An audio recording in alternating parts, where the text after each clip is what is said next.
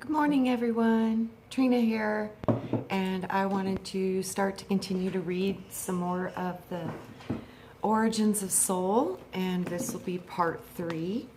And where we had left off was we were talking about the deathless one, the one who lives within, and we were speaking about the journey of the soul and the Divine Mother and the Divine Daughter, which was Personifi. Oops.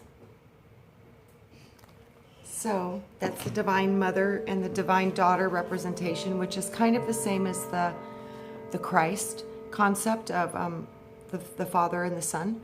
So it's just the opposite in the Divine Feminine, which is, I think, a beautiful thing, because we're never taught about the Divine Feminine. We're only taught about the patriarchal systems. There's a lot of the Divine Feminine has been lost. And I think its role has always been just as important as the masculine role. They're both equally needed and important. So where we were was going into the journey that the soul takes. So I will start to read some more from this book. Okay, the journey that the soul takes through all of its multiple sojourns in the Earth School is part of a learning course curriculum for the soul. While the ancient teachings tell us that the eternal part of us remains in heaven, the eternal part of us remains in heaven. That means it's still there, guys. And this is what I've seen over and over again. I have my twin is in the higher realms. And that's how I could communicate to the higher beings, was through that twin. So I could instantly be there by connecting to that higher part of myself or my angelic twin.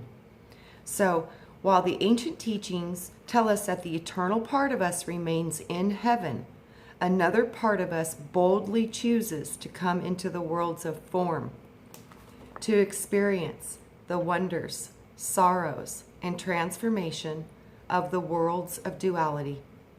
So in truth, as a divine spark of God, the soul has voluntarily chosen to fall into amnesia so that it may experience all things anew. This is how it grows and evolves. Yet, because the soul is intrinsically a pure spark of God consciousness, it cannot participate in the material realm without acquiring the energetic bodies needed to be in physical form.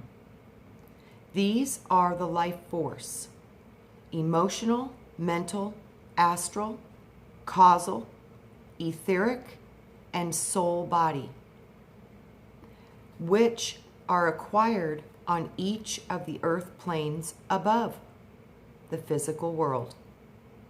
Each of these subtle energy bodies equates with one of the 7-dimensional planes, allowing the soul to experience life in that dimension, just as your physical body is allowed to participate in this dimension. And this is what I've seen also. That's part of my understanding of the fractals, is there's more yous in the different dimensions going all the way up. And there's a part of you that never leaves your heavenly realm or your heavenly home. I don't know how to really explain it, but I've seen this over and over again, that you are existing in many other dimensions simultaneously in this present moment we call now. So we are so much bigger than we have been allowed to understand. So in this earth school, when the physical body perishes, the soul continues to live in the other dimensional planes. While the Atman, or the soul self, remembers this, the physical, astral, and mental bodies have forgotten their origin. Yet, each time we take birth, some part of us has deliberately chosen the conditions of that lifetime in order to learn a certain set of lessons. And how we respond to these lessons once we arrive on earth is a matter of personal choice and free will. The results can be seen in how we are living our lives today. Let us step back for just a moment and look at this plan. A journey of this magnitude is profoundly courageous. The soul who undertakes it does so in order to learn or to help its fellow citizens. Yet, at the realms, the angelic self remembers who it is.